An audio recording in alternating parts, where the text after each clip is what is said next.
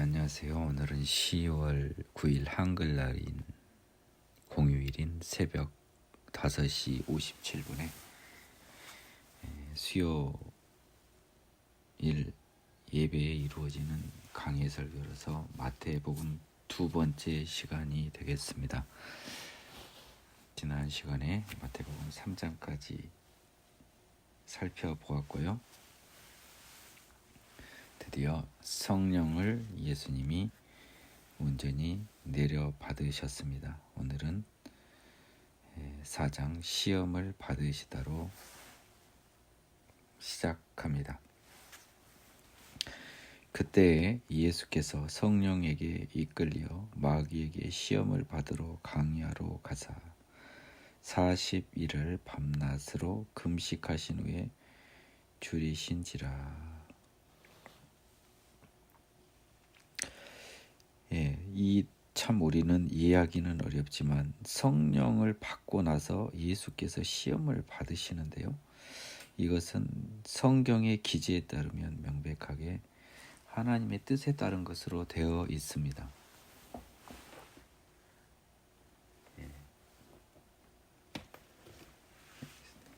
두 영어 성경에도 똑같이 tempted by the devil이라고 해서요. 하나님의 뜻에 의하여 수동형으로 시험을 받으시는 사단에 의한 예수님의 시험이 하나님의 뜻이었음을 기재하고 있습니다. 40일 밤낮으로 금식하셨다고 했습니다.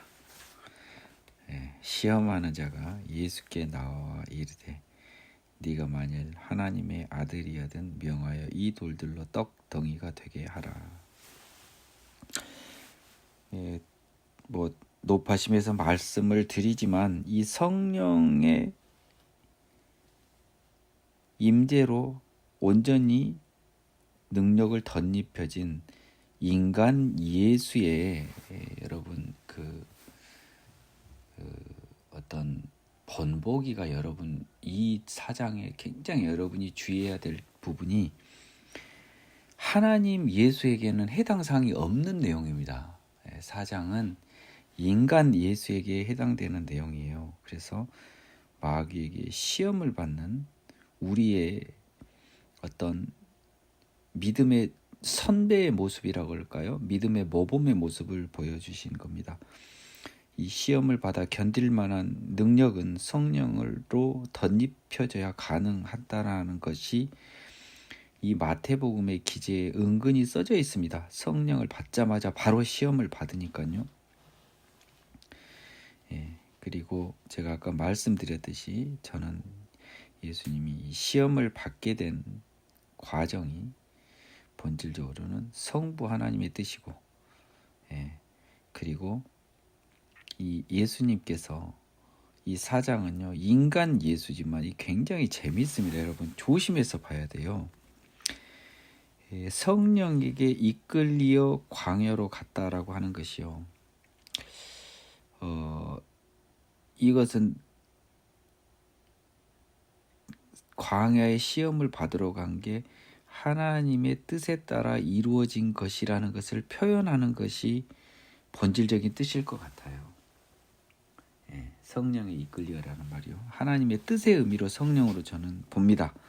더하여 그 이동 방법에 있어서 좀 특별한 우리가 상상할 수 없는 이동 방법이 존재했을 것이라는 추정을 하시는 분을 얼핏 들어본 것 같아요. 저도 그 가능성을 부정하지는 않겠습니다. 시험하는 자가 예수께 나와 여기까지 이야기했죠. 예수께서 대답하여 이르시되 기록되었으되 사람이 떡으로만 살 것이 아니요 하나님의 입으로부터 나오는 모든 말씀으로 살 것이라 하였느니라 하시니 지금 40일을 금식했다고 했거든요. 여러분 상상을 할 수 없는 겁니다. 우리 인간 기준으로요. 근데요. 어떻게 보면 성령님의 힘 도우심으로는 가능한 부분이 되겠어요. 돌들로 떡덩이가 되게 하라라고 해서요.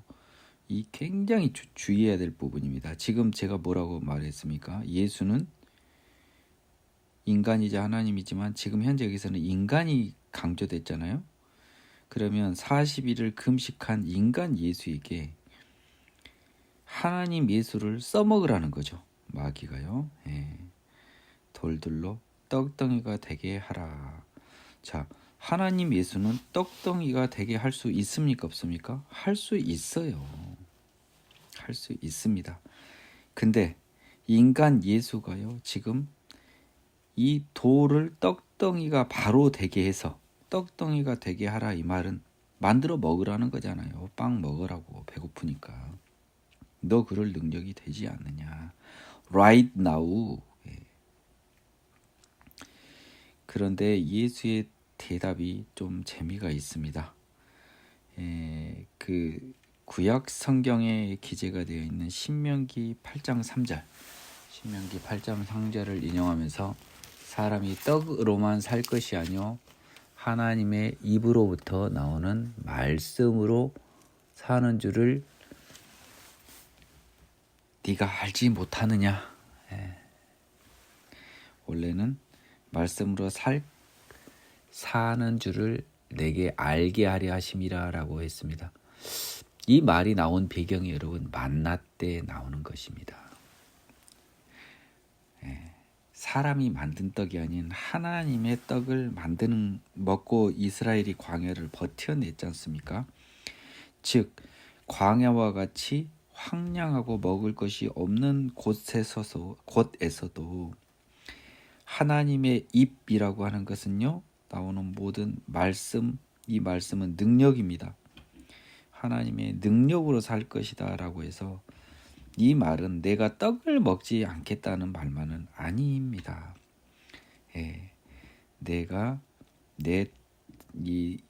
너 지금 현재 내가 네 말대로 사람의 이 배고픔을 해결할 떡이라고 하는 음식을 내가 내 힘으로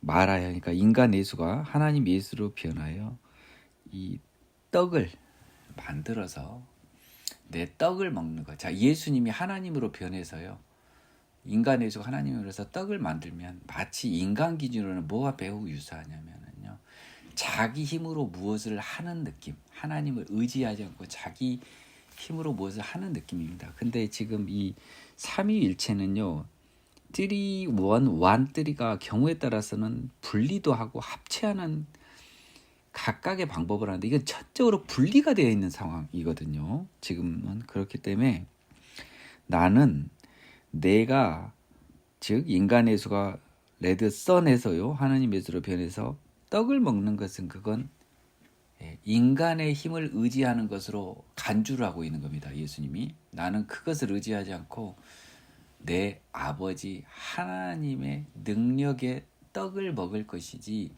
나의 능력과 힘을 의지하지 않겠다. 인간 예수의 능력과 힘을 의지하지 않겠다라고 하는 뜻이에요. 무슨 말씀인지 알겠습니까? 오늘 저도 처음 정확하다기보다 깊이 생각해 봤는데요. 예수님은 분명히 자기가 하나님의 아들, 하나님이기 때문에 돌을 떡으로 만들고, 그러면 그 느낌은 뭐냐면 인간이 떡을 지어 먹는 느낌하고 비슷합니다. 근데 나는 그렇지 않고 하나님께서 주시는 떡, 즉 만나와 같은 것을 의지하고 살리라 라고 하는 것을 표현한 거잖아요. 이 굉장히 좀 깊은 내용의 답변입니다. 다만 이 답변이 근거가 성경이라는 거예요. 시험을 이기는 것에 대한 답은 하나님의 말씀에 계시다는 예를 보여주고 있는 것도 있습니다. 참고하시기 바랍니다. 이에 마귀가 거룩한 성으로 데려다가 성전 꼭대기에 세우고 이르되 네가 만일 하나님의 아들이여든 뛰어내리라. 기록되었으되 그가 너를 위하여 그의 사자들을 명하시리니 그들이 손으로 너를 받들어 발이 돌에 부딪히지 않게 하리로다 하였느니라. 예수께서 이르시되 또 기록되었으되 주 너의 하나님을 시험하지 말라 하였느니라 하시니. 이 다음에는요, 지금 광야에서요 거룩한 성이라고 했습니다. 그래서 여러분, 이게요 우리가 굉장히 상상하기 어려운 부분입니다. 지금 이제 거룩한 성이라면 우리 인간 기준으로는 예루살렘에 있는 성전이겠죠. 그러면 이 성전에 마귀가 데리고 갔다고 되어 있습니다. 마귀가 데리고 갔다. 영어 성경에는 NIV 버전에서는 Devil took him to the holy city. 킹 제임스 버전에서는요, 똑같이 to 대신 into라고만 썼지만 to하고 into하고는 느낌이 좀 약간은 다르죠. into가 좀 더 강조되어 있네요. 뭔 말이냐면 그 거룩한 이 도시, 거룩한 성전이라고 했는데요. 좋습니다. 성전 안으로 데리고 갔다는 느낌인 거죠. 인투니까. 그렇죠? 그래서 느낌상으로는 킹 제임스 버전처럼 성전 안으로 이제 데리고 갔습니다. 그러면 우리는 예수님과 이 사단이 어떠한 방법으로, 지금 이들은요, 이 굉장히 재밌습니다. 영적인 세계에서 둘이 서로 교감을 하고 있는데요. 이거를 여러분이 감지해낼 수 있어야 되고, 이것을 여러분들이 실제로 느낄 수 있는 굉장히 쉬운 방법은 여러분이 환상 속으로 쏙 시간과 공간을, 인간의 시간과 공간을 초월한 공간으로 들어가야 돼요. 지금 그래서 지금 인간 예수의 영이요, 인간 예수의 영이 마귀에 의해서 지금 시험을 받고 있는데, 인간 예수는 앞서 봤듯이 성령으로 덧입혀져 있습니다. 지금 자, 그것을 전제로요, 자, 지금 환상 속에서 마귀가 성전으로 데려간 겁니다. 이거는 환상으로 봐야 돼요, 여러분. 환상 속에서 지금 이루어지는 거, 이런 것을 여러분들이 관념하지 못하니까 성경의 본래의 맛을 느끼지 못하는 거고, 제가 참 아쉽지만 하나님의 환상을 온전히 경험하지 못한 사람들이 성경을 이해하고 하나님의 뜻을 이해하는 게, 능력을 이해하는 것이 참 어려울 것 같아요.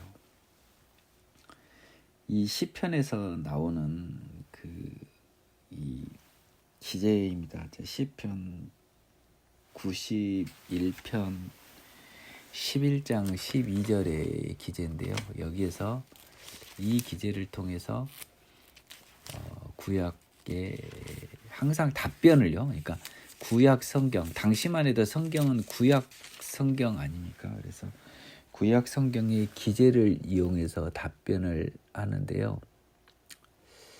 이 시편 91편 10장 11절에서는 화가 미치고 내게 미치지 못하고 재앙이 네 장막에 오지 못하니 그가 너를 위하여 그의 천사들을 명령하사 네 모든 길에서 너를 지키게 하심이라. 그들이 그들의 손으로 너를 붙들어 발이 돌에 부딪히지 아니하게 하리로다 라고 해서요.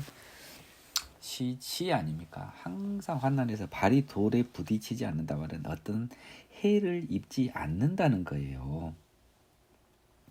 그래서 이 해를 입지 않는다는 것에 가장 강한 이 시험과 예가 낭떠러지에서 뛰어내려도 너는 안 다칠 거 아니냐. 시편에 그렇게 써져 있지 않냐. 그러니까 꼭대기에서 오히려 지금 현재는요, 기록되었으되라고 하면서 이 사단이 하나님의 말씀을 인용하고 있습니다. 이 너무 재밌네요. 여러분,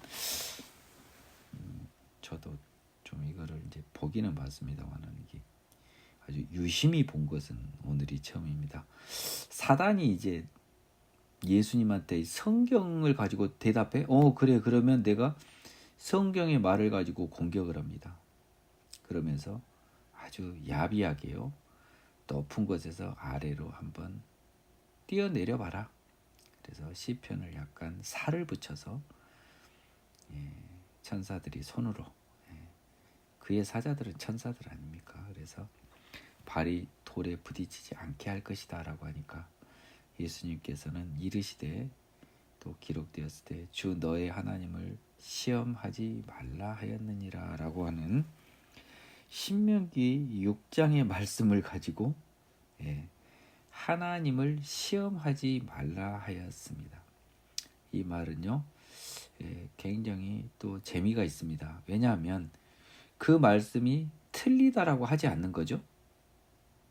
시편의 그 말씀은 맞아. 그런데 또 한편 다른 하나님의 말씀에는 너의 하나님을 시험하지 말라라고 했으니까, 마치 6절은 지금 마귀를 통해서요, 인간 내수가 하나님을 시험하는 느낌으로, 우리가 이것도 실전에 많이 우리가 살다 보면 이 말씀이 굉장히 인용될 때가 많습니다.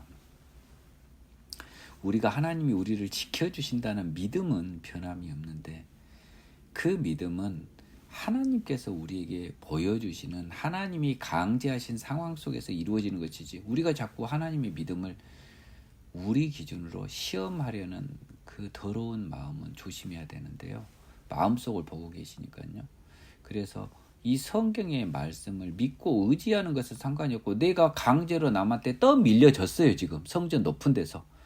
그랬을 때 하나님의 능력을 믿고 의지하는 것은 모범답안인데, 성전 높은 곳에서 아무 이유 없이 하나님의 능력을 시험하기 위한 이 환난과 위험으로의 돌진은, 그것은 매우 옳지 않은, 하나님의 자녀답지 않은 뜻이라는 겁니다.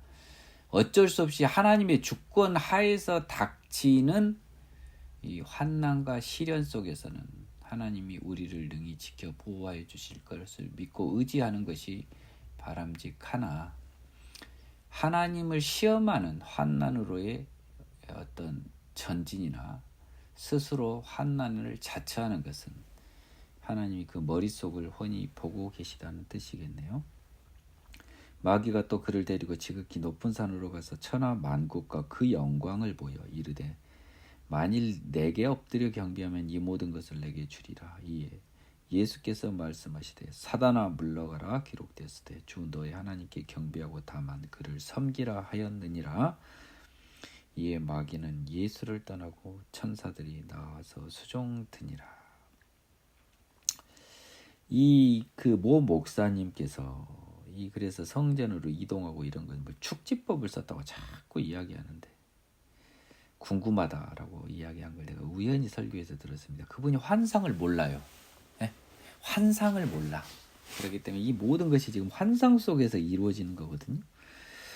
자, 이제 지극히 높은 산이 어딘지는 모릅니다만은, 모든 만국과 영광은요, 모든 재물과 모든 명예를 온전히 보여주면서 자신을 경배하면 이 세상의 모든 것이 아닙니까? 재물과 명예니까요. 주겠다. 예수님은 이제 답변이요. 처음에는 이 예수님께서 그 첫 시험에 대해서는요, 이 마귀를요, 꾸짖지 않았습니다. 그렇게 심하게는요. 돌려 말했고, 두 번째는 건방지게 하나님을 시험하지 말라 하면서 약간 꾸짖는 느낌인데, 10절에서는 드디어 당장 물러가라 라고 해서 영적으로 사탄이 명백히 확인되자 사탄에게 철퇴를 가하는 선언을 하고 계십니다. 당장에 물러가라. 그러니까 여러분 11절을 봐야 됩니다. 그러니까 예수를 떠났잖아요, 마귀가. 그렇죠? 하나님의 자녀가 온전히 하나님의 영의 힘으로 사단을 제압하면 사단은 지게 되어 있는 것이에요. 그리고 이 사건의 모든 것들이 이 환상 속에서 이루어진 장면이었음을 설명해 주는 단어가 천사들이 나와서 수종이 되는 거죠. 그렇죠? 마귀가 떠나고 천사들이 수종드는 게 이 세상에 보입니까? 예. 이런 것들을 놓쳐버리면서 성경을 보면 여러분들이 안 돼요. 따라서 예수님을 시험하는 마귀와 인간 예수가 영적인 전쟁을 순간 한 겁니다. 인간 예수와 마귀의 영적 전쟁이 환상 속에서 비춰진 그림이 이 마태복음 4장 이 도입부가 될 것입니다. 또 한편 온전히 하나님의 말씀을 순종했던 인간 예수에게 하나님이 주신 상, 천사들이 나와 수종을 드는 거죠. 생각만 해도 부럽습니다. 부러워 죽겠어요.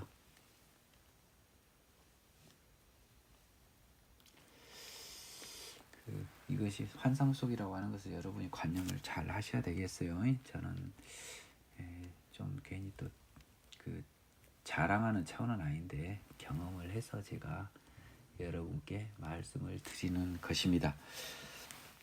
비로소 천국을 전파하시다 12절 예수께서 요한이 잡혔음을 들으시고 갈릴리로 물러가셨다가 나사렛을 떠나 스불론과 납달리 지경 해변에 있는 가버나움에 가서 사시니 이는 선지자 이사야를 통하여 하신 말씀을 이루려 하심이라 일렀으되 스불론 땅과 납달리 땅과 요단 강 저편 해변길과 이방의 갈릴리여 흑암에 앉은 백성이 큰 빛을 보았고 사망의 땅과 그늘에 앉은 자들에게 빛이 비치었다 도다하였느니라. 벌써 또 이제 시간적으로는요. 나중에 보면 헤롯 왕에 의해서 요한이 옥에 갇혔죠. 그것을 들었습니다. 그렇기 때문에 예수께서 피했다라고 하는 것을 조금 경망스럽지 않게 표현을 해서 물러가셨다라고 했습니다. 갈릴리 쪽으로 잠깐 피신을 한 거죠. 그래서 근데 지금 현재 여러분 이 마태복음과 공간복음서들은 장소적으로 적지 않는 3년 이상의 기간 동안 갈릴리 이야기만 계속 나옵니다. 앞부분은. 요한복음은요. 근데 이 2월절 명절을 기준으로 예수께서 예루살렘 오르락 내리락 한 것이 3번 이상 나와요. 그래서 예수의 사역의 기간을 추정해 보는데 이 마태복음 4장 12절도 본의 아니게 갈릴리로 물러가셨다라고 하는 그 표현을 통해서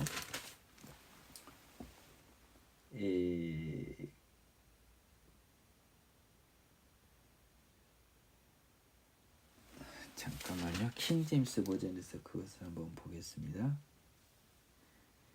그렇게 디파트 투 갈릴리라고 되어 있습니다. 떠났다라고 되어 있거든요.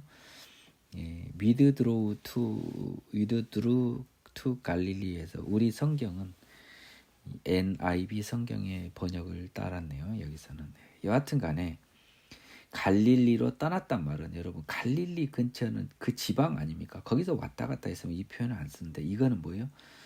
요한이 예루살렘에서 잡혔잖아요. 그러면 결국 뭐예요? 예루살렘에서 갈릴리로 떠난 거잖아요. 그것을 눈치를 챌 수 있어야 될 것 같습니다. 그러니까 이미 예수께서 계속 갈릴리에만 계신 게 아니에요. 자, 그래서 이 갈릴리 지역인 리빙 나사렛이라고 해서요. 나사렛이 그러면 약간 예루살렘하고 가까운가요? 저는 그것을 내가 지도를 지금 제가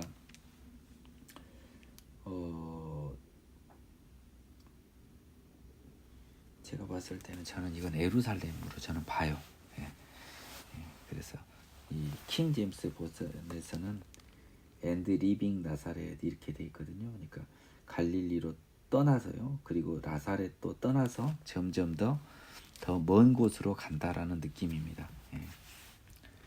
그러니까 여기가 잡혔음을 듣고 갈릴리로 나사렛이 지금 갈릴리인데 갈릴리로 물러가셨다에 해당은 안 되겠잖아요. 그래서 갈릴리로 일단 가면서 고향인 나사렛을 이제 들렀다가 스불론 납달리 지경에서 가버나움까지 가셨다 이런 말입니다.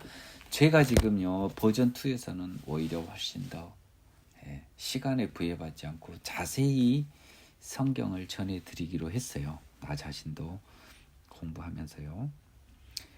이 스불론 납달리 땅은 사실상은요 남북 유다가 갈린 다음에는 북이스라엘 땅이었습니다. 그렇기 때문에 사실상 남유다 기준으로는 이방 땅으로 간주를 했던 것이에요.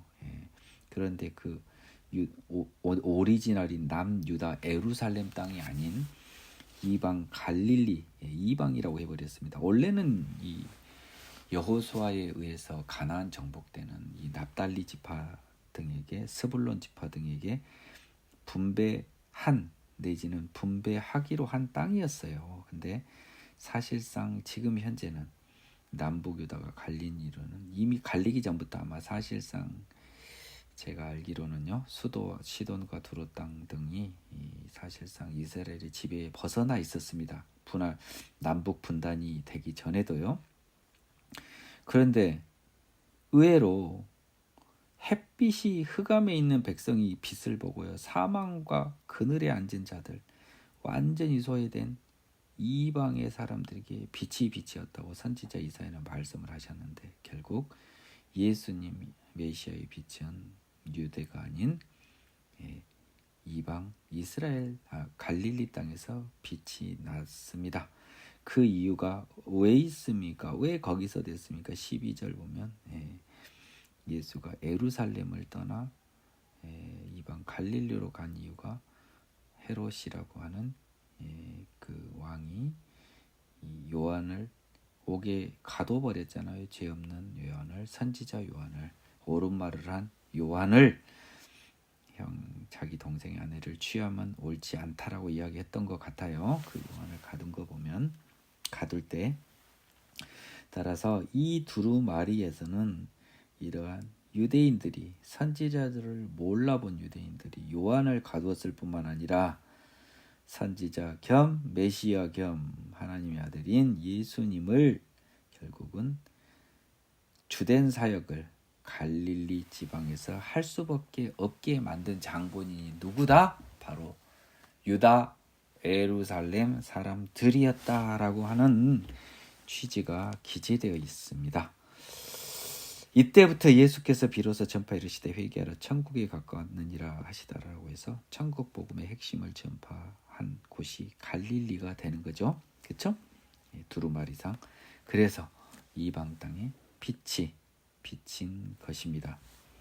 예루살렘은 빛을 먼저 받지 못하네요. 그 책임은 유대인 예루살렘에서는 유대인에게 있음을 헤롯의 예를 들어서 기재하고 있네요.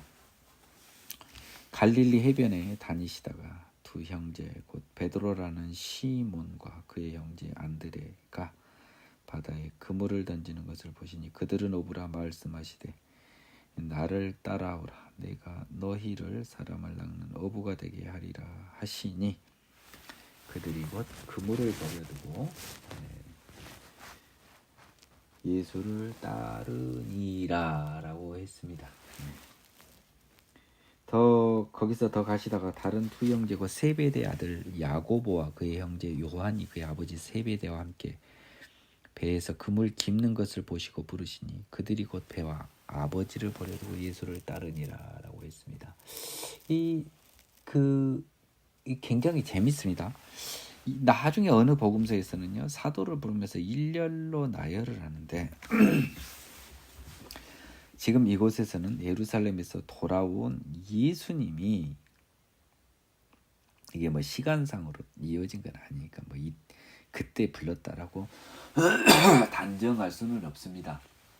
성경을 시간상 편제로 된 거라고 볼 수는 없어요. 다만 유난히 제자 중에서 베드로와 안드레 각각 형제였죠. 그리고 야고보와 요한은 특별히 예수님이 불렀을 때 뒤도 안 돌아보고 따랐던 모습들이 써져 있는데요. 그 중에서 베드로와 시몬 형제가 먼저 써져 있잖아요. 느낌상 마태라고 하는 사도는 그 마태는요 나중에 부름을 받습니다. 세관에 앉아 있다가 그래서 베드로 사도를 약간 이 따거 느낌처럼 좀 따랐던 동생 같은 느낌이 굉장히 강합니다. 먼저 베드로를 썼잖아요. 여기서 사람을 낚는 어부가 되게 하리라라고 하는 이 표현이 영어에서도요. NIV 성경에서는 I'll send you out to fish for people. 킹 제임스 버전은 I'll make you fisher of men이라고 해서요. 사람을 이 낚는다라고 하는 것이 의미가 전혀 다르게 두 성경이 써져 있습니다. NIV 성경은요. 너희가 지금까지는 고기를 잡았지 않습니까? 어부였죠. 그거는 fish for you 내지는 yourself죠. 너 자신을 위해서 지금 고기를 잡은 거잖아요. 근데 NIV 성경은 사람들을 위하여 고기를 잡는다. 즉, 네 일이 앞으로는 너를 위한 게 아니고 다른 사람들을 위한 일이 되라라고 하는 의미가 있고요. 킹 제임스 버전에서는요, Fishers of men이라고 돼서 사람의 어부다라고 해서 직역을 하면 우리 성경 번역은 이 킹 제임스 버전을 따랐습니다. 근데 여러분 이렇게 하면 안 돼요. 사람을 낚는 어부가 되게 한다라고 해서 사람을 낚는다는 표현이 예수 자녀로 이제 불러낸다, 뽑아낸다라는 의미라고 하는 것이 되지만 그거보다는 제가 봤을 때는요. 그 너희의 일이 지금 어부지 않습니까? 하필 부른 제자들의 직업이 어부예요. 어부. 어부는 지금 고기를 낚아서 지가 먹는 거지 않습니까? 먹고 살려고 낚는 건데 너희가 고기를 낚되 모든 사람들을 다른 사람을 위해서 낚는다라고 해서 앞으로의 그들의 삶이 입에 풀칠하고 먹고 살기 위한 그 삶이 아니고 다른 사람들을 위한 그런 직분 내지 직업으로 바뀌게 될 것을 암시하고 있습니다. 약간 그런 측면이 좀 강해요. 영어 성경은. 우리 성경은 마치 이 제자들이 그 예수님의 복음을 전파하면서요. 천국의 자녀를 부르는 것을 낚시에 비유한 것처럼 고기를 낚는 것처럼 이렇게 우리 성경은 이렇게 써져 있고요. 영어 성경은 약간 느낌이 지금은 너희들이 고기 잡는 어부로서 너희들 밥 먹고 살라고 고기를 잡지만 앞으로 너희들은 비록 어부일지라도 너희를 위해 낚는 게 아니고 다른 사람들을 위해 낚는 어부. 그래서 뭔가 너희들은 지금까지는 너희 입을 위해서 네 잘 먹고 잘 살라고 산 그런 존재인데 앞으로는 너희가 남을 위해서 사는 사람으로 만들겠다. 약간 그런 느낌이 조금 있습니다. 영어 성경에는요. 두 개를 잘 종합해서 보면 오히려 더 두 가지 의미가 다 들어있을 것 같아요. 예수께서 온 갈릴리에 두루 다니사 그들의 회당에서 가르치시며 천국 복음을 전파하시며 백성 중에 모든 병과 모든 약한 것을 고치시니 그의 소문이 온 수리아에 퍼진지라 사람들이 모든 앓는 자 곧 각종 병에 걸려서 고통당하는 자 귀신 들린 자 간질하는 자 중풍병자들을 데려오니 그들을 고치시더라. 갈릴리와 데가볼리와 예루살렘과 유다와 요단강 건너편에서 수많은 무리가 따르니라. 예수께서는요 당시 이제 유대 곳곳 이스라엘 곳곳에 흩어져 있던 회당, 이제 회당이라고 하는 것이 종교 요즘에 우리의 기준은 교회와 비슷하게요. 유대인들이 그 구약에 가르친 성전이 지금 사실상 이 바벨론 포로기에 다 타버린 관계로 회당 중심의 그 유대교 문화가 형성이 됐었던 것 같습니다. 그래서 그곳에서 주로 가르침이 이루어졌던 것으로 추측이 됩니다. 하나님의 말씀에 대한. 천국 복음을 전파하시며 라고 하는 그 핵심은요, 17절의 말씀입니다. 또한 백성의 모든 병과 약한 것이라고 됐습니다. 한번 봐보십시다. 왜 병이라고만 하면 되지 약한 것이란 것을 표현했을까요? 24절 한번 보겠습니다.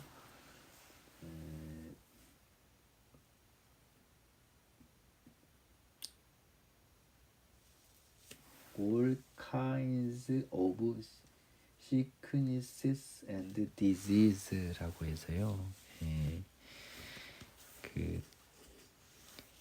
이 병이라고 하는 구체적 의미의 disease하고 sickness는 약함이니까 약간 추상적이고 좀 정신적이고 또 나아가서 영적인 건데요. 그러면 한번 보겠습니다.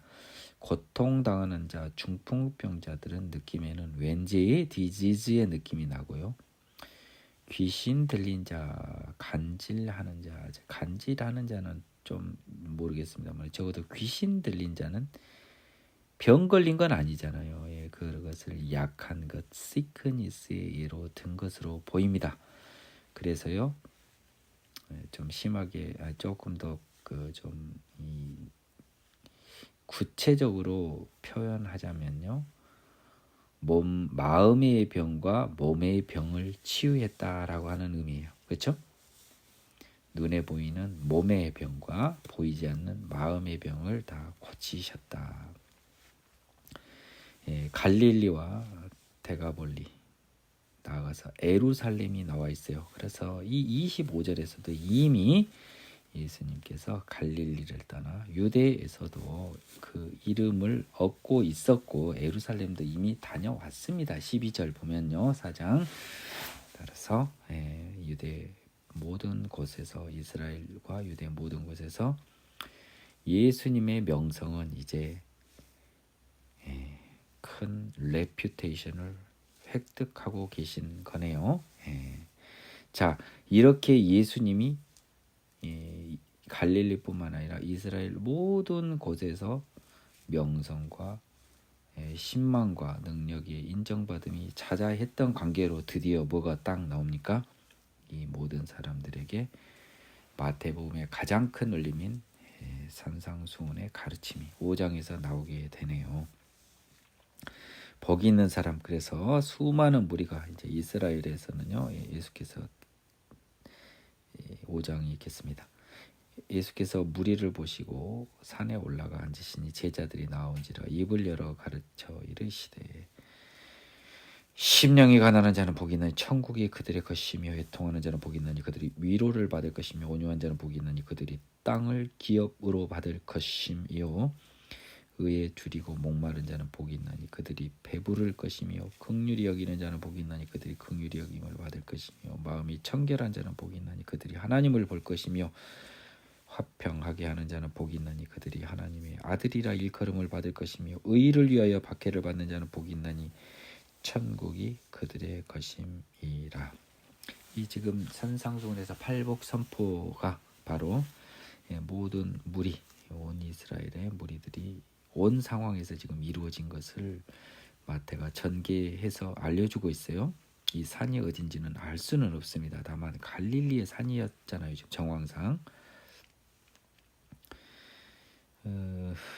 봅시다. 이거 참 진도가 많이 느리네요. 어쩔 수 없습니다. 죄송합니다. 여기서 선포하는 이 가르친 겁니다. 정확히는요. 복이 있는 사람을 가르치는 건데요. 알려준 건데요. 참 재미가 있습니다. 복이 있는 사람이 가진 것이요. 이 우리가 본 5절과요. 6절을 제하고는 다 눈에 보이는 게 아니고요. 다 정신적인 복이에요. 자, 천국은 적어도 여러분 눈에는 안 보이잖아요. 그렇죠? 위로받는 거 뭔 의미가 있습니까? 긍휼히 여김 받는 거 뭔 의미가 있고요. 하나님을 본 거고 이거 뭔 의미가 있어요. 지금 당장 이 세상 기준으로요. 하나님의 이 아들이라 일컬음을 받은 게 뭔 의미가 있어요. 똑같이 다시 천국이 그들의 것이라고. 천국으로 시작해서 천국으로 끝나는 점을 주목하시고요. 대부분 정신적 복입니다. 그러면 자, 우리가 이 세상에 이 내세의 복을 이야기하고 있는데 세상의 복으로 여겨질 5절과 6절 한번 볼까요? 이 땅을 기업으로 받는다라고 하는 거고요. 영어로는 inherit the world라고 되어 있습니다. 배가 부르다는요, 영어로는 will be filled라고 되어 있네요.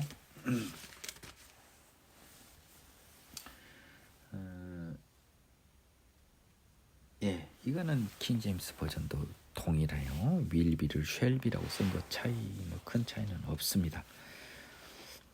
따라서요, 우리는 여기서 배가 부르다라고 하는 것과요, 땅을 받는다고 하는 것이 우리가 아는 이 세상의 땅과 우리가 아는 이 세상의 음식이 아님을 추정해 볼 수 있어야겠습니다. 이것은요, 영적 양식으로 배부른 거고요. 그들이 땅을 기업으로 받는다는 것은 사실 천국이 그들의 것이라는 것하고 똑같은 소리입니다. 조심하세요. 똑같은 소리예요. 이 땅이 이 세상 땅이 아닙니다. 그 눈치를 못 채겠어요. 참, 이 세상 기준으로 뚱딴지 같은 복만 말씀하십니다. 근데 바로 이것이 우리 인간에게 하나님이 주신, 허락하신 본질적인 복이고요. 그 복은 결국은 다 천국이에요. 천국. 다 봐보십시오. 자, 위로받고요. 그 긍휼히 여김을 받아서 하나님을 봐서 어디 가요? 다 천국 가죠. 이 세상은 나그네 삶이라고 이야기합니다. 의를 위하여 박해를 받는 자는 복이 있나니 천국이 그들의 것임이라라고 마무리한 후 자 11절 나로 말미암아 너희를 욕하고 박해하고 거짓으로 너희를 거슬러 모든 악한 말을 할 때는 너희에게 복이 있나니 기뻐하고 즐거워하라. 하늘에서 너희의 상이 큼이라. 너희 전에 있던 선지자들도 이같이 박해하였느니라. 예수님 때문에요. 그 욕을 먹고 박해를 당하고 또 모든 비방하는 악한 말을 들을 때는 복이 있는데 이런 것을 보면 기뻐해라는데 하늘에서 천국에서 상이 크다고 이야기했죠. 재미있는 표현이 선지자들 이같이 박해했다. 이 말은 뭔 말이에요? 너희들이 선지자라는 거예요. 자, 그러면 뭡니까? 구약의 참 선지자들은 하나님의 아들하고 똑같아요. 그분들은 시간을 초월한 예수님을 보고 이미 천국에 들어가신 거죠. 따라서 이 예수님의 가르침을 갖는 길을 따라가는 사람들에게는 이 선지자들 이상의 그 하나님의 그 이상의 하나님과의 관련성을 갖는다는 굉장히 영적인 복을 재확인해 주고 있습니다. 그래서 우리는 예수님 때문에요. 예수의 가르침 때문에 욕을 듣고 박해를 당하고 악한 말을 듣게 된다는 수동형으로 봐야겠죠. 11절을 이렇게 수동형으로 봐야 느낌이 확 삽니다. 그래서 5장에 지금 이 12절까지 두루마리는요. 먼저 큰 이 가르침의 대전제를 말씀드리는데요. 대전제는 너희들은 뭡니까? 기본적으로 심령이 가난한 자는 제가 이걸 안 풀어드렸는데 심령이 가난한 자는 내 심령이라고 하는 내 마음이 가난한 뭐예요? 내 마음이 텅 비어 있는 거죠. 내 마음은 죄덩어리 아닙니까? 그 죄덩어리 내 마음이 텅 비고 그것에 예수님의 성령이 가득 차야겠죠. 그래야 심령이 가난해지는 거지. 이게 내가 살아있으면 심령이 부자죠. 이 말입니다. 애통하는 자는 복이 있다는 말은 뭐 때문에 애통하게 되겠습니까? 자, 봐보세요. 마음을 비웠죠.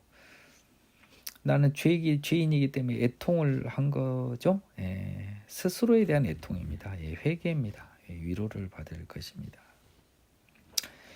온유한 자는 사랑하는 자이겠죠. 그렇죠? 예수님이 바라는 모습 아닙니까? 마음을 비워 회개하고 남을 사랑하고 의를 추구하고 긍휼히 여기는 자의 사랑이 다시 반복됩니다. 온유함과 긍휼함으로요. 또 마음이 청결한 자, 이건 뭔 말입니까? 심령이 가난한 곳에 청결한 성령을 불어넣은 자, 하나님 아들, 하나님을 볼 것이고 화평하게 하는 자는 여러분 조심하십시오. 굉장히 무서운 말입니다. 이 화평하게 하는 자는 뭐가 있어요? 하나님을 화평하게 하려면 뭐 해야 돼요? 화평하게 하는 자는요, 하나님과 화평하게 하는 자예요. 뭡니까? 내가 죄가 없어야 거룩하신 하나님이 나하고 화평하게 될 거 아닙니까? 죄를 없이 하여 하나님과 화평하게 하는 자, 하나님이 화평하게 하실 수 있게 하는 자는 복이 있다. 하나님의 아들이다.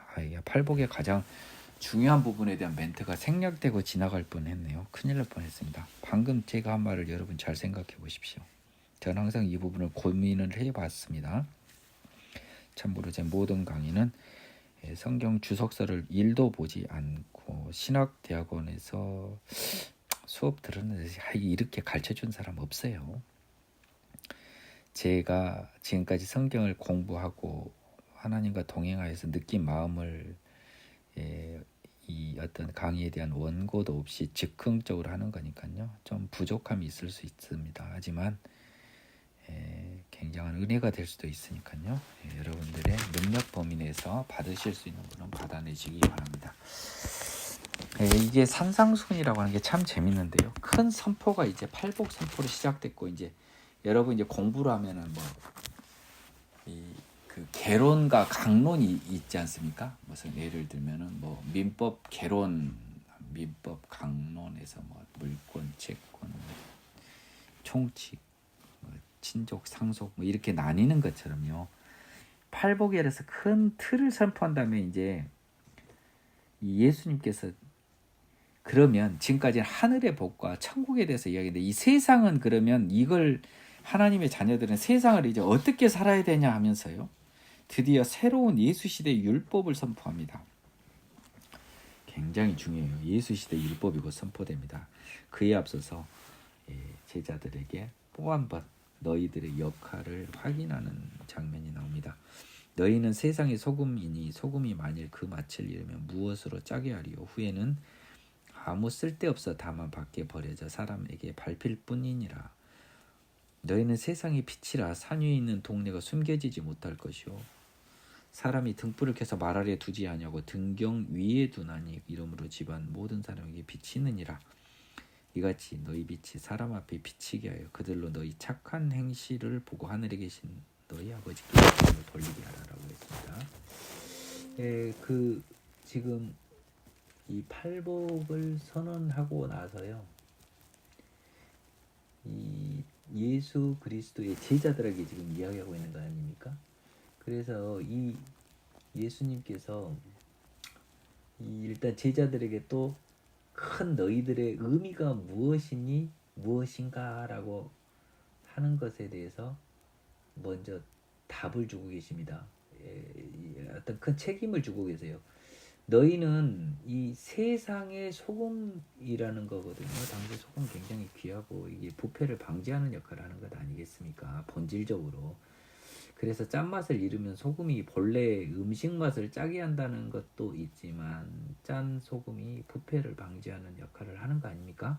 근데 너희들은 지금 세상과 다른 이 천국 팔복의 선언을 받은 천국의 하나님의 자녀들인데 너희들이 그 하나님의 자녀로서의 그 맛을 본래 그 죄 없고 거룩한 그 맛을 잃으면 아무 쓸데없어 사람에게 밟히는 흙하고 똑같다라는 거죠. 악마의 자녀, 세상 자녀랑 똑같다. 너희는 이 세상의 빛이야. 산 위에 있는 동네가 숨겨지지 못할 것이야. 뭐예요? 너희가 반짝반짝 빛을 받자면 산 위에 있는 동네 뭐예요? 천국. 조심해야 됩니다. 이게 천국입니다. 하나님의 나라가 너희들 행동 때문에 지금 확인이 돼요. 근데 너희들이 지저분하고 더럽게 행동하면 너희가 빛이 없잖아요. 그러면 산 위에 있는 동네를 비칠 수가 없을 것입니다. 나아가서 이제 너희가 빛이 있는 등불이라고 치자. 그러면 그 등불은 말 아래 두지 않고 등경 위에 둔다. 그래서 사람에게 비친다. 그러니까 집안 모든 사람에게 비치게 하려면 말 아래 두지 않고 등경 위에 두니까 너희가 빛을 발하는 하나님의 자녀면 밖으로 나가서 전하라. 빛을 발하라.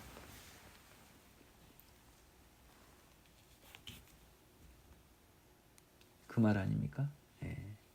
그러게 돼서 너희 빛이 이렇게 말 아래 있지 않고 등경 아래 둬서 또 많은 사람에게 비치면 너희 착한 행실을 보고 하늘에 계신 너희 아버지께 영광을 돌리게 하라 라고 하는 말하고요.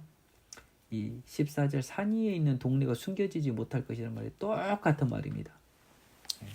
우리 빛이 천국을 비추고 또 우리 빛을로 천국이 딱 보이니까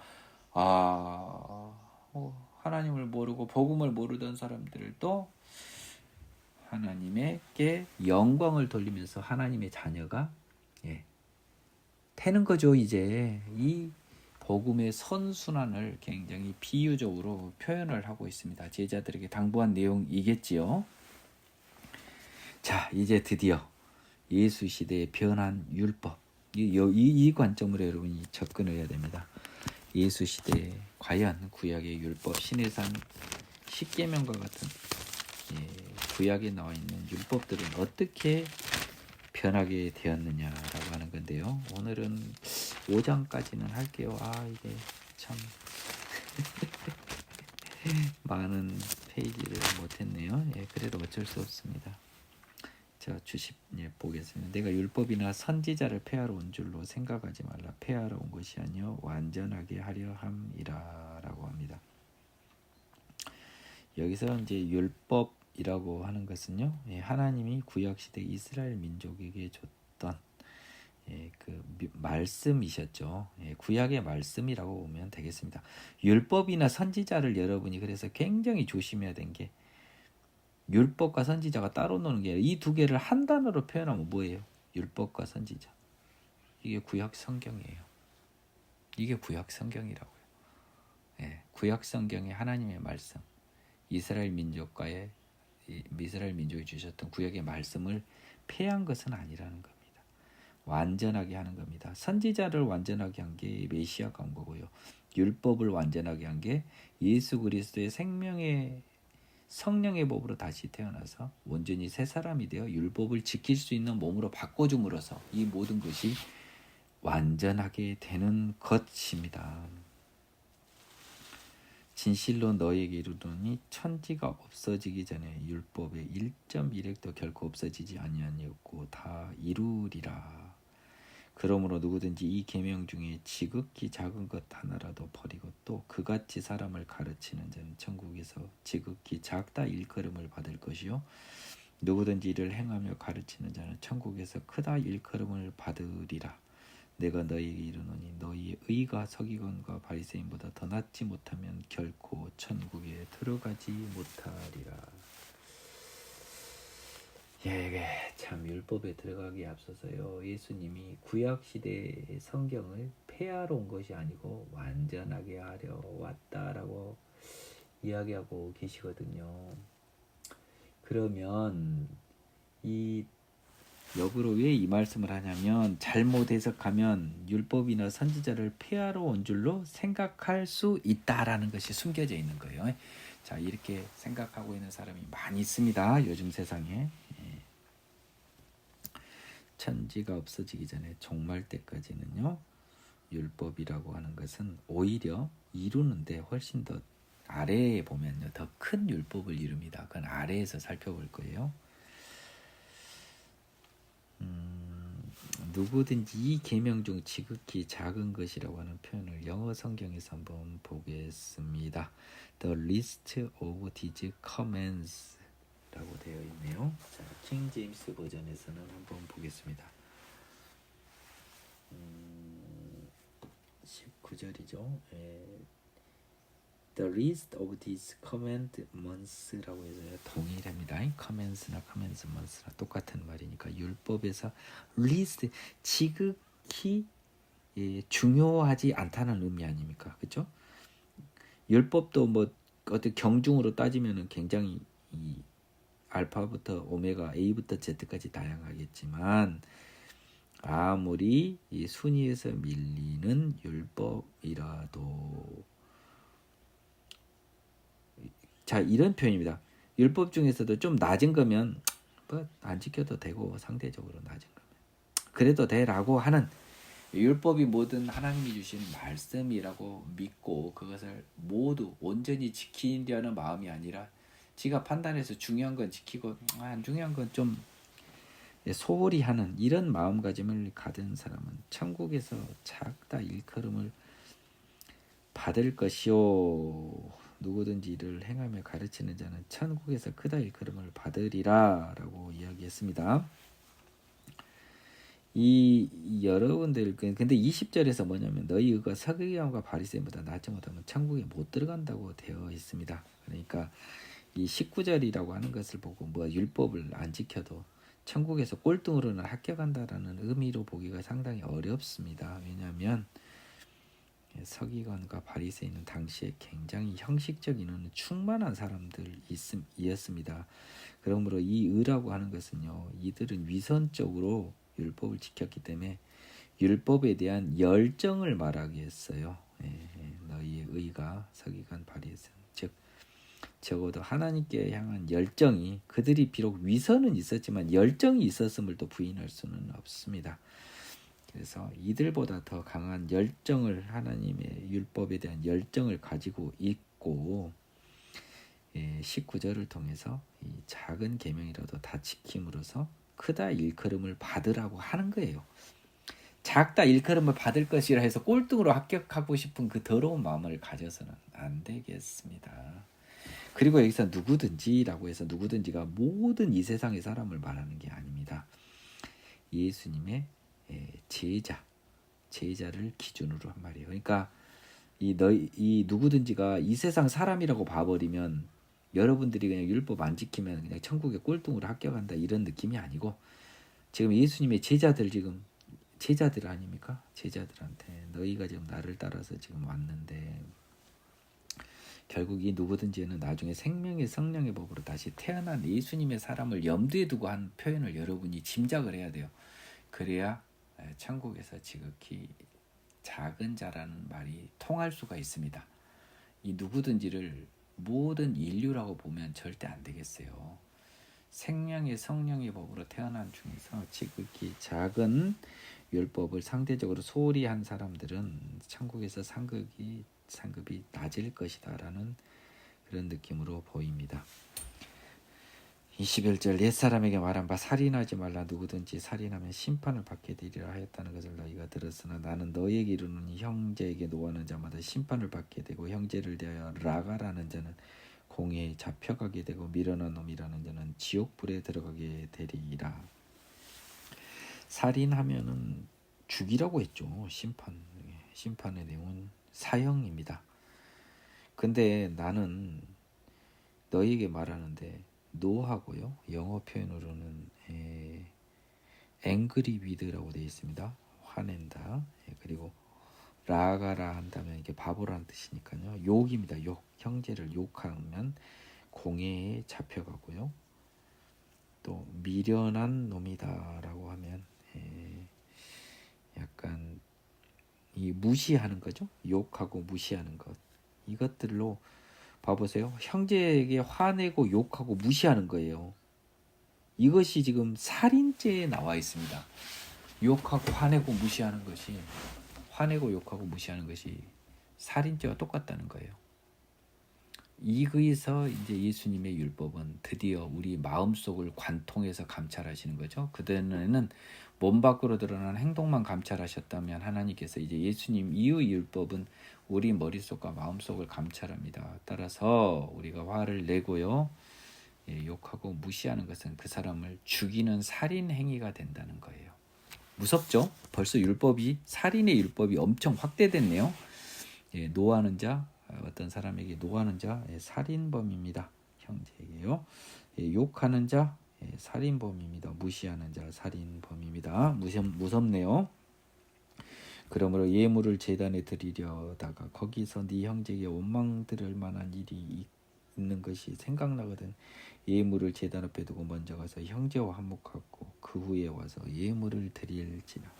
여러분 하나님께 예물을 제단에 드리러 가는 것이 여러분들이 제사를 오해하면 이게 뭔 소린가지만 이게 번제나 화목제와 같은 예물성 제사를 드리러 가다가 얼마나 중요하고 큰맘 먹고 갔습니까? 내 인생에 가장 중요한 일이에요.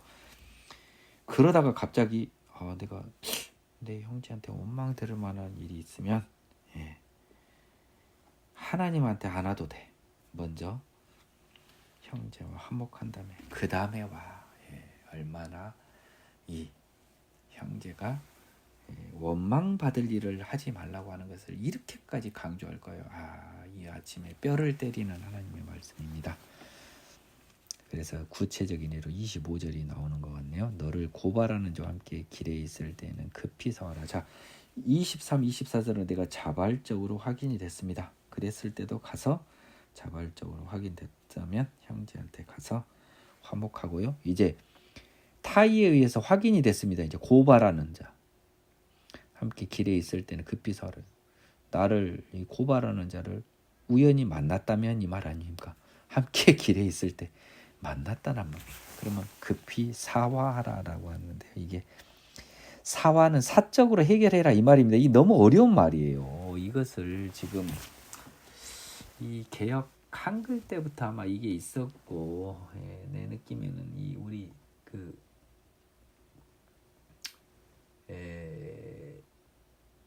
우리 초창기 그 성경을 번역하신 분들이요 굉장히 수준이 있는 분들이었습니다. 그리고 또 그때는 한문 표현을 많이 썼고요. 그래서 사적으로 해결해라. 즉 국가기관에 재판이나 검찰청의 수사 말고 너희들끼리 얼른 화해라는 거예요. 이 사자가 프라이빗의 의미의 그 사자입니다.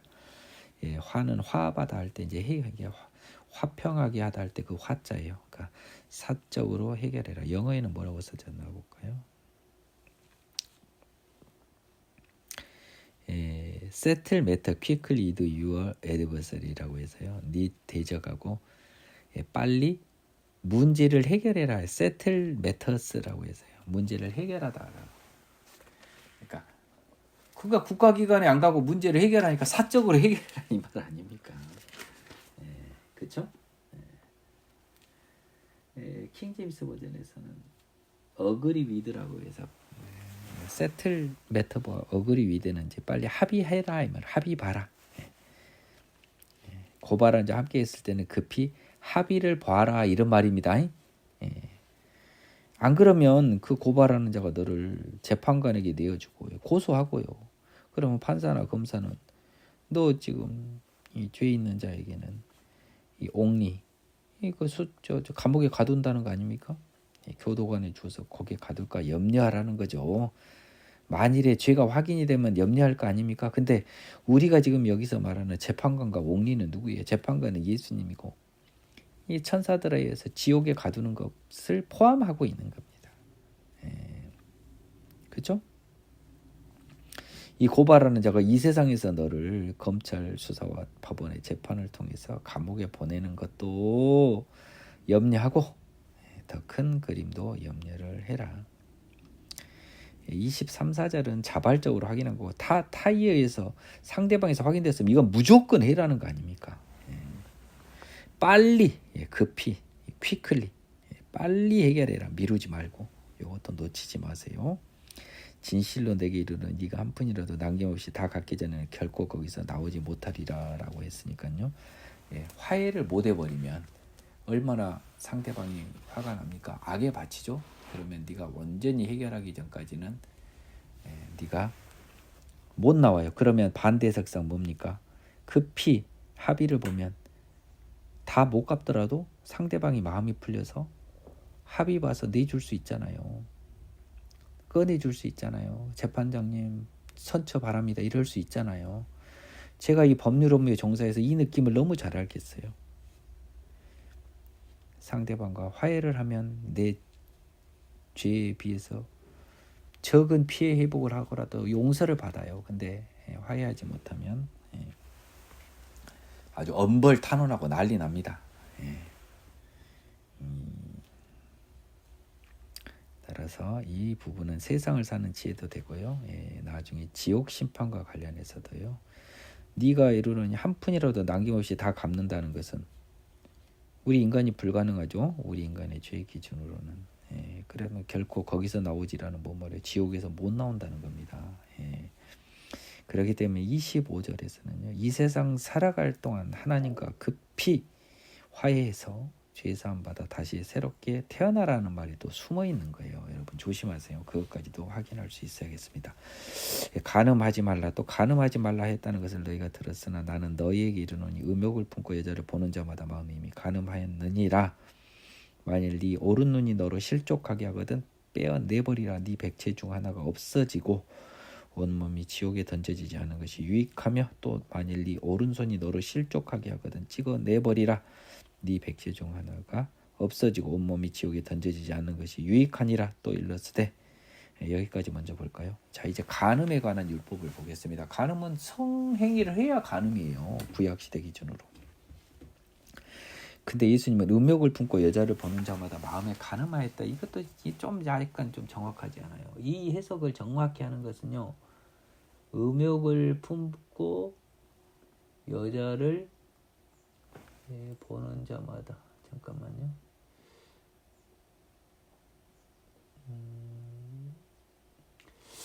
제가 하나 좀 제가 영어 성경을 다 체크를 했는데 전해지 못한 거 있어서 지나간 부분 하나 보충해 드립니다. 형제에게 노하지 말라 해서 노하는 자마다 심판을 받게 되고라고 했을 때 노할 때 영어 표현에서는 without a cause를 이유 없이 까닭 없이 노하지 말라는 게 들어가 있습니다. 까닭 없이 노하지 말라는 게 들어가 있다고요. 그러니까 까닭 없이 성질 내면 안 됩니다. 하지만 욕하고 무시하는 것은 까닭이 있더라도 안 됩니다. 조심하세요. 노하는 것은 까닭이 있이 순간적으로 노하는 거고 뭐 사람이 그럴 수 있죠. 지나간 부분 확인해 드렸고요. 여기서 이 마음에 이미 간음하였는지를 앞에 뭐가 생략되어 있냐면 그 여자와 간음하였다는 거예요. 네가 본 그 여자와 이미 간음했다. 즉 마음에 음심을 품고 여자를 보면 그 여자와 성행위를 한 것과 동일하다는 거예요.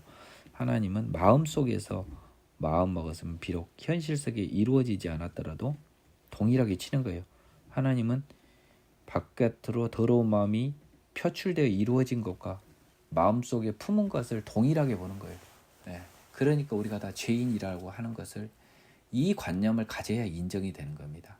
그래서 마음속에 제가 죄임을 인정하지 않으면 예수 앞에 나올 수가 없어요. 그래서 여러분들이 예수님을 못 만나는 것이에요.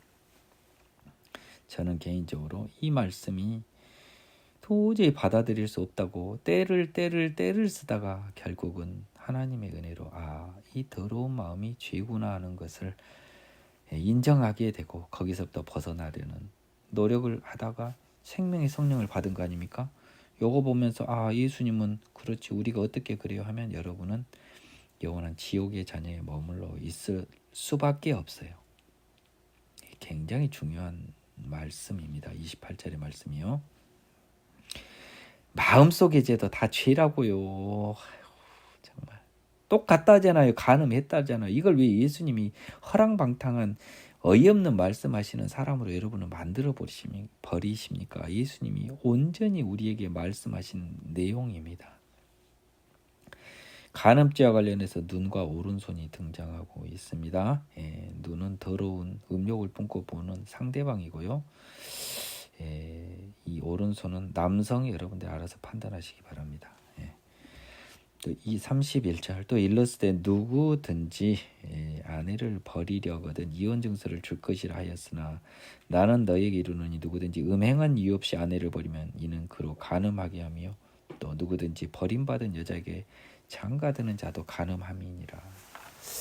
이게 굉장히 또 어렵습니다. 이 간음에서 나온 이 부분이 뭐냐면 모세 율법에서는 이혼을 어렵게 하려고요. 여자한테 이혼 증서를 써줘서 이혼을 하게 했습니다. 어떻게 보면은 이 이혼 절차를 까다롭게 함으로써 음행의 죄와 또 여성의 권리를 보호해 주려는 하나님의 뜻이 드러난 부분이에요.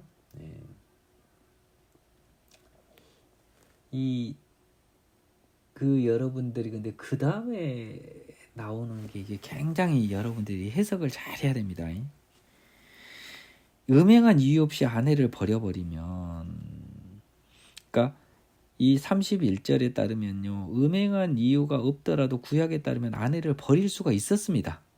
예, 반대 해석상요. 이혼 증서만 써주면 음행과 상관없이 버릴 수 있었어요. 근데 예수님 시대는 이제 음행한 이유 없이 아내를 버리면은, 자, 여자가 뭐 특별히 외도한 것도 없는데 여자를 버렸어요. 이는 그로 간음하게 하며 누구든지 버림받은 여자, 그 여자죠. 장가드는 자도 간음해요. 야, 뭔 말이에요 지금. 내가 여자를 버렸어요. 마음에 안 들고, 새 여자를 위해서. 그랬더니 뭔 말이냐면, 그 여자가 간음하게 함이요, 또 그 여자한테 장가드는 자도 간음합니다라고 써져서 여러분을 굉장히 헷갈리게 하는데요. 이 하나님의 뜻은, 예수님의 말씀은 본뜻은 뭐냐. 자, 음행한 이유 없이 여자를 버리고 다른 여자와 결혼을 하면, 나는 그 새로 결혼한 여자와 나의 성관계는 간음이 아닙니다. 근데 하나님은 내 간음을 어디서 찾아버리냐면, 이혼을 당한 여자가요, 잠깐만요. 32절 한번 다시, 22절 한번 다시 보겠습니다. 영어 표현을 한번 보겠습니다. 갑자기 궁금한 게 있어서요. 그로 간음하게 하며 그가 버린 남자인지 여자인지 한번 보겠습니다. 32절. But I tell you that anyone who divorces his wife except for sexual immorality makes her the victim of adultery. anyone who, 여기서는 여자네요. 그래서 아내를 간음하게 하고 아내에게 장가드는 자도 간음한다는데, 이 두 사람은요, 간음죄를 범한 게 아니에요. 아니, 지금 이혼당해서 다른 남자랑 결혼해서 사는데 뭔 간음죄예요? 결혼한 남자도 뭔 죄예요? 이 하나님의 이 말씀은 이 여자와가 다른 남자와 모든 사람을 간음한 걸로 치는데, 그 죄책은 누구한테 묻겠다는 거예요? 음행한 이유 없이 그 여자를 버린 남자가 이 두 사람의 행위에 대한 책임을 묻는 거예요. 이 두 사람은 무죄예요. 근데 이거는 정말 어려운 하나님의 지혜가 숨어 있거든요. 하나님은 부부간에 하나님이 맺어진 인연을, 성적 관계를 두 사람만으로 한정을 지어 쓰는 게 하나님의 원칙이고 하나님의 법이고 하나님이 원하시는 바입니다. 근데 하나님이 보시기에 딱 둘이 맺어지를 딱 지어줬는데, 얘가 버려버려가지고 하나님이 원하지 않는 부부가 하나 탄생한 거예요, 지금. 하나님 기준으로. 그러면 하나님 기준은 이것은, 간음죄예요. 하나님 기준으로. 근데 간음죄의 책임을 이혼당한 여자와 새로 장가든 남자한테는 물을 수가 없어요. 하나님이 원하지 않은 이 결과는 발생했지만 이 결과 책임은 누구한테 물어요? 음행한 이유 없는 아내를 버린 이 남자한테 하나님이 원하지 않는 부부관계가 탄생한 이 책임을 묻겠다. 이 진실을 여러분이 이해할 수 있어야 돼요. 저도 굉장히 오랜 시간 지난 다음에 이 진실을 이해하게 됐어요. 이제서야, 고백하자면. 또 옛사람에게 맹세한 바, 헛맹세를 하지 말고 네 맹세한 것을 주께 지키라 하였다는 것을 너희가 들었으나 나는 너희에게 이르노니 도무지 맹세하지 말지니 하늘로도 하지 말라 이는 하나님의 보좌이며 땅으로도 하지 말라 이는 하나님의 발등상이며 예루살렘으로 하지 말라 이는 큰 임금의 성이며 네 머리로 하지 말라 이는 네가 한터럭도 희고 검게 할 수 없음이라. 오직 너희 말은 옳다 옳다 아니라 아니라라. 이에서 지나는 것은 악으로부터 나느니라. 야, 밖에 햇빛이 올라와 있네요. 자, 이제 간음과 관련해서도 다 법이 바뀌었고요. 자, 레위기 19장 12절을 한번 보겠습니다. 이런 형태는 지금 여러 번 나오는데요. 이 구약 시대에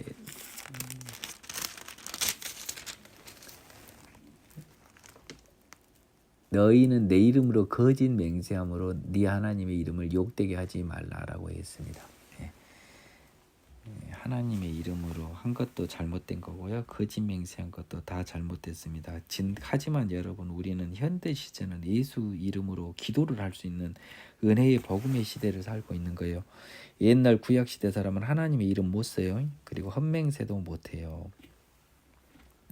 따라서 이 말씀에 비추어 보면 너희들은 하나님을 걸어서도 하지도 않겠지만 무엇보다 거짓 맹세를 하지는 말라고 했어요. 그래서 하나님만 안 걸면 나머지 것은 걸어도 되는 반대해석을 불러일으킬 수가 있었습니다.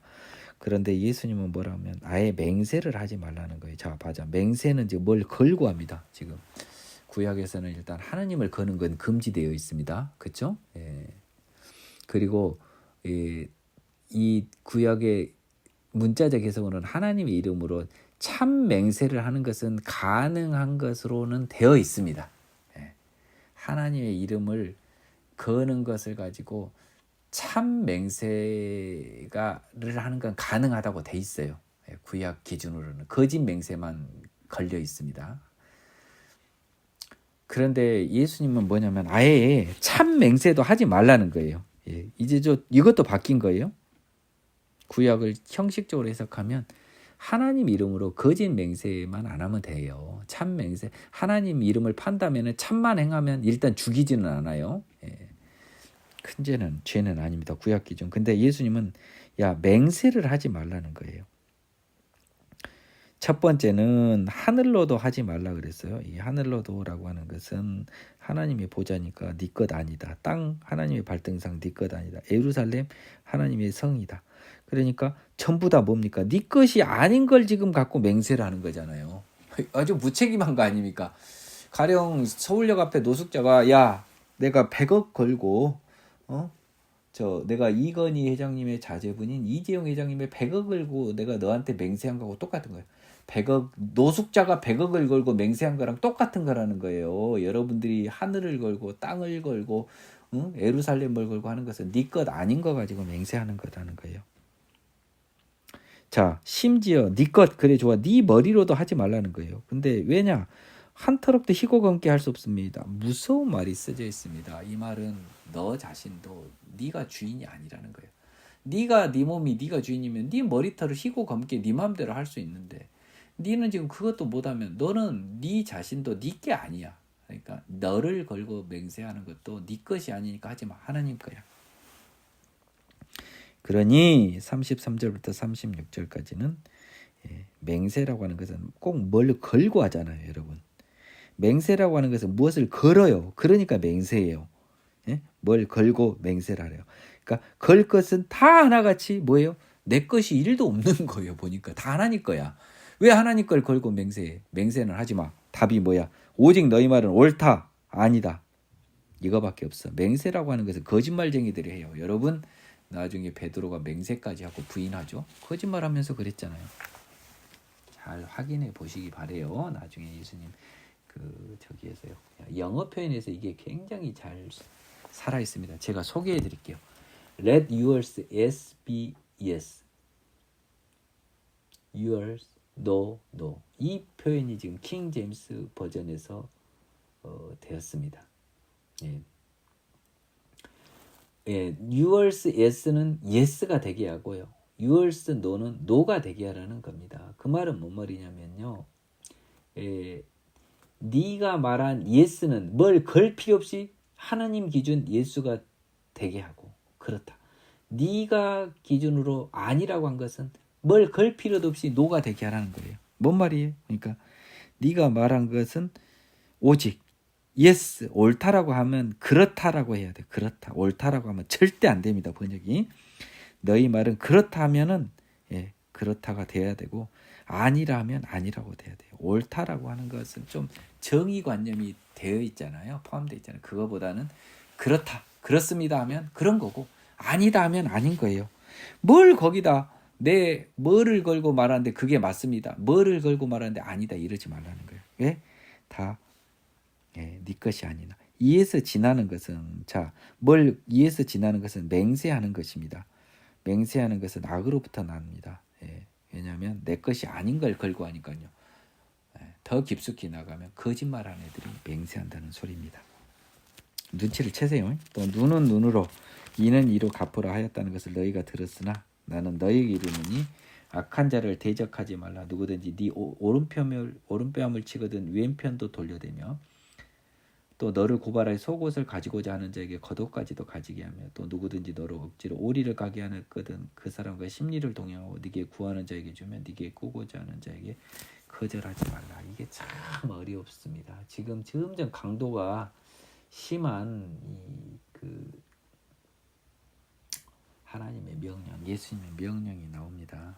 근데 그 악한 자에 대한 동해 보복을 구약에서는 썼습니다. 같은 값으로는 돌려줄 수 있었습니다. 근데 이제는 지금 그러니까 예수님은 지금 이 산상수훈의 이 말씀은 여러분 조심하십시오. 예수님이 십자가 부활로 성령 받은 사람한테 생명의 성령의 법으로 태어난 사람한테는 가능한 법이에요. 그러니까 인간 기준으로 해서 이 사람들이 마태가 이 마태복음에서 기재하고 있었던 이 산상수훈의 수령자들은 이 말을 이해할 수가 없는 거예요. 인간의 몸으로는. 여러분이 또 이것을 아셔야 됩니다. 이거를 이해하려면 로마서 8장 1절로 다시 태어나야 돼요. 이걸 놓치면 안 되겠습니다. 이 당시 사람은 고개 갸우뚱하고 다 갔어요. 그러면 역으로 뭡니까? 모든 사람들에게 악을 악으로 갚지 말라는 거예요. 손해보고 살라는 겁니다. 딱 한마디로 말하면요. 손해보고 퍼주고 살아라. 다 그 말 아닙니까? 지금 42절까지. 여기서 무서운 진리가 숨어 있어요. 자, 손해보고 퍼주고 살면 그 빚은 누가 갚는다? 하나님이 갚으신다. 이것이 숨어 있습니다. 왜냐하면 이제 너희가 하나님의 자녀가 돼서 하나님이 다 갚아주고 종국적으로 천국, 지옥 자녀를 천국 자녀로 갚아주는데 너희들이 뭔 손해볼 게 있냐는 거예요. 그리고 하나님이 왜 악한 자를 대적하지 말라고 하냐면 악한 자를 대적하다가 내가 사단의 놀이개가 돼버려. 악한 자를 대적하지 않고 악한 자를 미워하지 않아버리면 사단은 내 앞에서 힘을 잃어버려. 이것이 숨어 있어요, 여러분.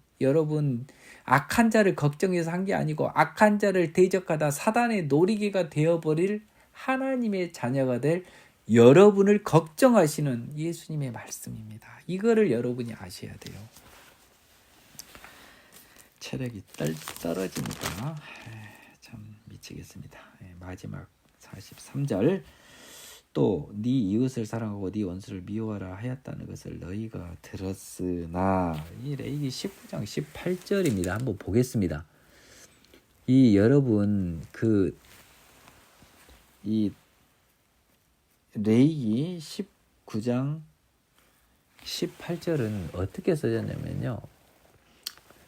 이게 인용이 좀 잘못되어 있습니다. 원수를 갚지 말고 동포를 원망하지 말며 네 이웃 사랑하기를 네 이웃 자신과 같이 사랑하라. 나는 여호와이니라 해서 여기서는 뭡니까? 원수를 갚지 말라고 써져 있거든요. 그러면 내 성경에 써져 있는 레위기 19장 18절하고 이 성경에서 네 원수를 미워하라 하는 말은 없어요. 여기에. 여기서는 지금 여기서 보면 이 원수를 갚지 말라고 되어 있단 말입니다. 그러면 우리가 이것도 여러분 우리가 잘 봐야 됩니다. 마태가 우리보다 히브리어를 잘합니까? 우리가 더 잘합니까?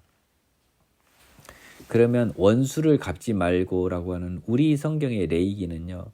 네 동포에 대해서요. 네 동포에 대해서. 네 형제에 대해서. 그런 의미라니까요.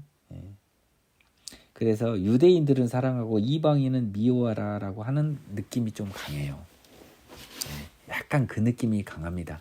왜냐하면 레위기 19장 18절을 보면 네 이웃을 자기 자신까지 사랑하고 동포를 원망하지 말고 원수를 갚지 말라고 했는데 이게 전부 다 뭐예요? 유대인끼리 해당되는 거였다는 거예요.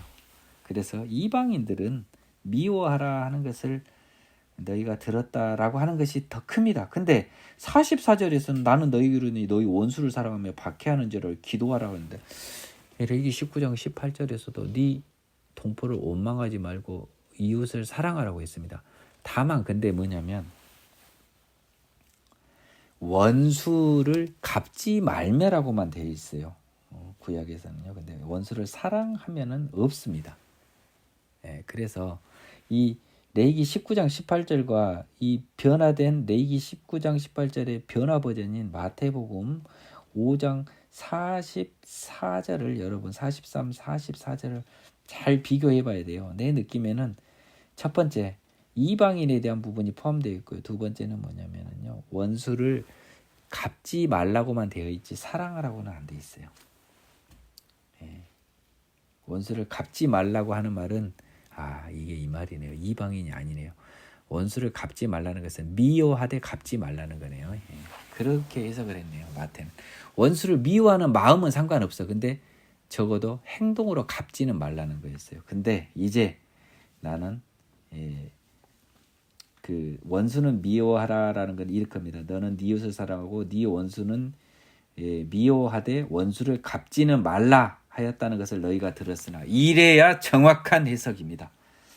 다시 한번 합니다. 네 이웃을 사랑하고 네 원수는 미워하되 다만 그에게 원수를 갚지 말라 하였다는 것을 너희가 들었으나 이렇게 해야 레위기 19장 18절과 딱 매칭이 되는 거 아니에요. 나는 너희에게 이르노니 원수를 마음속으로 미워하지도 말고 사랑하라. 이제 변한 거예요. 원수 갚지 않는 것에 나아가서 미워하는 것은 허용이 됐단 말입니다. 구약에서는. 근데 원수를 사랑해라. 미워하는 것도 죄다. 또 너희 박해하는 자를 위해 기도하래요. 야, 이같이 한즉 하늘에 계신 너희 아버지의 아들이 되리라. 제가 아까 했던 말이 딱 나오잖아요. 이렇게 해야만이 사단의 놀이개가 안 되고 하나님의 자녀가 된단 말이에요. 그러니까 이게 전부 다 나중에 그리스도가 십자가 사역, 부활, 그리고 성령 강림해서 생명의 성령으로 태어난 사람한테는 이게 통용이 되는 말이거든요. 자, 이렇게 하면 하나님의 아들이 된다는 겁니다. 그래서 이 원수를 사랑하지 않고 미워하다가 그들을 박해하는 자를 증오하다가 사단의 놀이개가 되는 여러분을 걱정해서 한 말이에요. 자, 그 이유를 굉장히 무서운 진리로 하나님은 말씀하고 계십니다.